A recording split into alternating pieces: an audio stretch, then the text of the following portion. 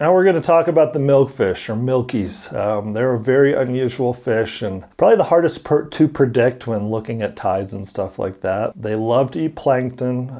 They eat other things as well, as far as we can tell, like spirulina and polychaetes and things like this. But in general, they are a grazing fish and not a predatory fish. An approach to a milkfish is going to be vastly different than all the other things you're going to be fishing over there, in that you've got to be presenting a fly that it's eventually going to run into and inhale. Over the years, it was a lot of R&D with fly design.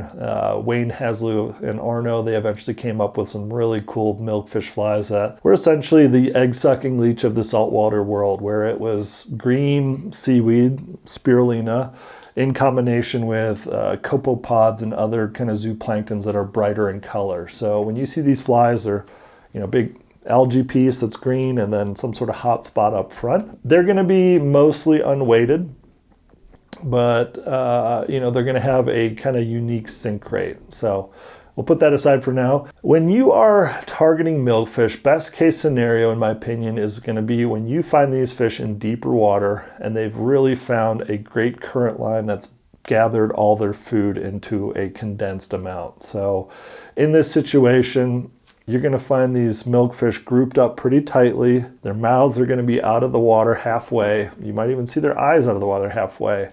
And now they're just filter feeding. They're sucking in every piece of water that's come in front of their face to suck in the plankton that's in the area. Now you've got to feed this fish, and we need to present the fly in such a manner that it's going to be at the level they're feeding, and it's not going to spook them, and you're not going to strip it too quickly away from them. So first thing that's important is obviously getting in front of the fish.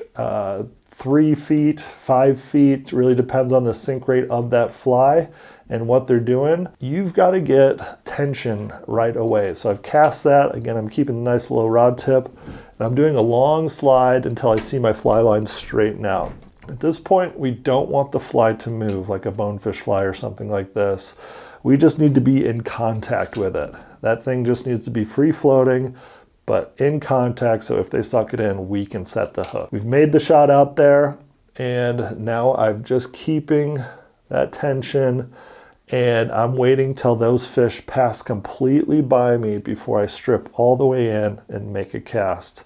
They're very aware. They've got very good eyesight, so if you were to leader them, they often spook but will come back up. Or if you were to pull out quickly and recast, that kind of quick line out of the water sound is going to spook them as well. So being subtle with your approach with them is quite important.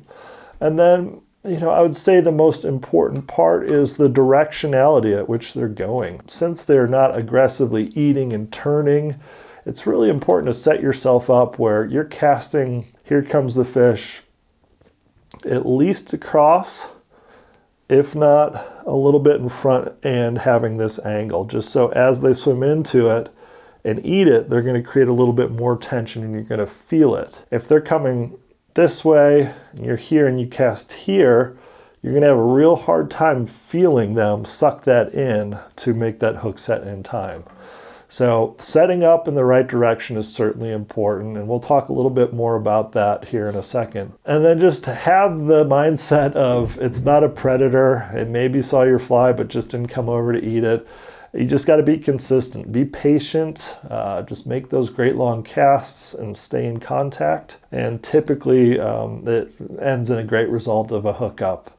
Now, in a perfect world, it'd be great if we could use really heavy leaders and big hooks and stuff like that. But again, we're just trying to accommodate the sink rate and their good eyesight. So typically fishing a 20 to 25 pound leader and a size 2 hook.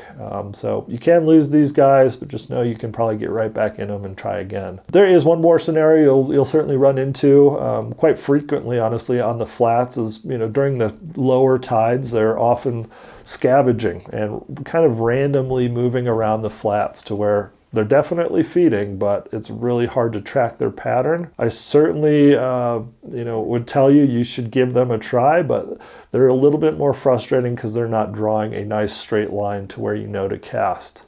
So pay attention to them. If you're out there bone fishing, you're like, oh, there's a milk, and he keeps doing this exact same circle on this one spot. Just know to get your fly there and treat it just like you would with the outside deeper water where you're just staying in contact.